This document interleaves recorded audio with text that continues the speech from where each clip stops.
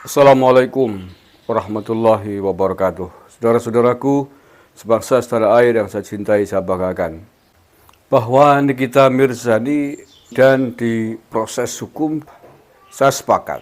Dan ini berlaku untuk siapapun, tidak hanya untuk Nikita Mirzani. Bersamaan dengan itu, sementara di luar sana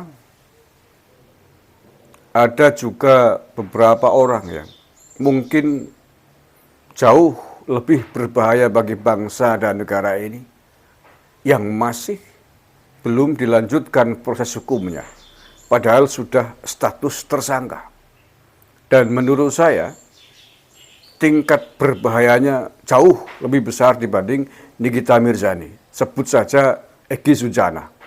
Tahun 2019 dia ditetapkan menjadi tersangka kasus makar atas provokasi people power usai pemilu 2019 yang lalu. Tahun 2020, Polda Metro Jaya mengatakan akan menindaklanjuti kasus itu setelah setahun mengendap bersamaan dengan Kapolda yang baru Pak Fadil Imron. Tetapi sampai hari ini pun 2 tahun berselang, kita belum melihat tindak lanjut dari kasus tersangkanya Egy Sujana ini. Dan Egy Sujana sampai hari ini masih berstatus tersangka dalam kasus tersebut. Menurut saya, sosok Egy Sujana yang sering provokatif jauh lebih besar madorot dan bahayanya bagi bangsa dan negara ini ketimbang Nikita Mirzani. Nikita Mirzani di proses hukum saya sepakat dengan dugaan pidana yang dia lakukan. Tetapi mengapa Egy Sujana yang jauh lebih berbahaya bagi keutuhan bangsa dan negara ini sampai sekarang masih belum jelas tindak lanjutnya. Kemudian ada sosok yang namanya Bakhtiar Nasir. Bakhtiar Nasir juga sudah ditetapkan menjadi tersangka. Sudah sekian tahun juga. Dan sampai hari ini pun kita juga belum melihat tindak lanjut secara tegas dari kasusnya Bakhtiar Nasir, boro-boro ditahan. Kalau orang mempertanyakan, membandingkan antara tingkat bahayanya Nikita Mirzani dengan Egy Sujana dan Bakhtiar Nasir, saya kira wajar. Kalau kemudian Nikita Mirzani ditahan, bukan saya sedang membela Nikita Mirzani ya. Saya tidak kenal Nikita Mirzani, saya tidak kenal Bakhtiar Nasir, tidak kenal Egy Sujana secara pribadi, nggak ada urusan. Saya juga tidak kenal siapa itu, Dito Mahendra siapa, nggak ada urusan. Tetapi saya sekedar menyuarakan kegundahan masyarakat banyak. Saya sekedar menyampaikan kegundahan masyarakat banyak terkait dengan hal ini. Kalau Nikita Mirzani yang urusannya adalah pribadi antar pribadi antara Nikita Mirzani dengan siapa itu Dito Mahendra,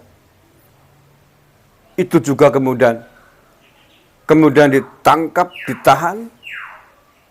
Apakah tidak lebih penting untuk menangkap Egy Sujana dan Bakhtiar Nasir atas dugaan pidana yang jauh lebih berbahaya untuk bangsa dan negara ini? Semua orang tahu Bakhtiar Nasir adalah gembong khilafah. Ada banyak jejak digital yang bisa ditemukan ketika dia memprovokasikan tentang khilafah. Dan terbaru kita melihat sendiri betapa bahayanya orang yang sudah terpapar radikalisme. Betapa bahayanya orang yang sudah otaknya teracuni atas provokasi-provokasi tokoh-tokoh pentolan-pentolan HTI khilafah itu. yakni Siti Elina, wanita bercadar yang kemarin ditangkap di kawasan Istana Merdeka Jakarta. Densus sudah menyebutkan bahwa Siti Elina terpapar virus radikalisme. Oleh karena itu kemudian dikenai dengan ancaman pidana terorisme. Dia diketahui sebagai pengikut HTI. Kalau pengikutnya aja begini bisa berbahaya, membawa pistol ke kawasan Istana Merdeka ingin bertemu Pak Jokowi. Bagaimana? Dengan pentolan-pentolan HTI itu. Kalau kemudian suaminya Siti Elina yang namanya siapa itu Bahrul Ulum ditangkap dengan dalih atau tuduhan terlibat dengan ormas terlarang. Mengapa? Pentolan-pentolan ormas terlarang yang lain masih dibiarkan dan tidak ditindak tegas sesuai aturan hukum kita. Kalau Siti Elina ditangkap, suaminya Siti Elina ditangkap, mengapa? Kayak Bahtiar Nasir yang sudah jelas-jelas menjadi tersangka di negara ini, sampai hari ini masih dibiarkan berkeliaran cuap-cuap.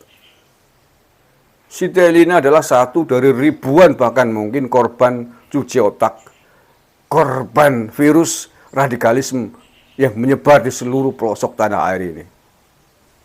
Kalau ini dibiarkan, kalau bahaya radikalisme yang sudah diakui oleh semua pihak, institusi penting aparat keamanan kita sudah mengakui bahayanya, faham takfiri, salafi, wahabi,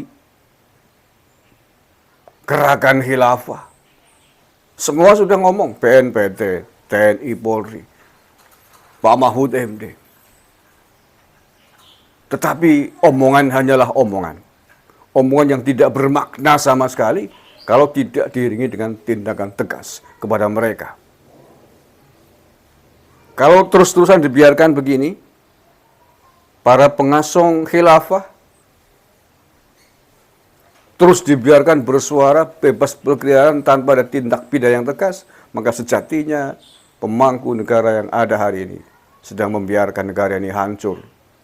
Maka kalau sampai meletus betul-betul perang saudara antara anak-anak bangsa yang mencintai tanah air ini, yang mencintai Bhinneka Tunggal Ika ini, dengan kelompok-kelompok radikal yang ingin khilafah di bumi pertiwi ini. Seluruh aparatur negara, dari presiden, menteri, semuanya hari ini adalah pihak yang pertama kali menanggung dosa besar.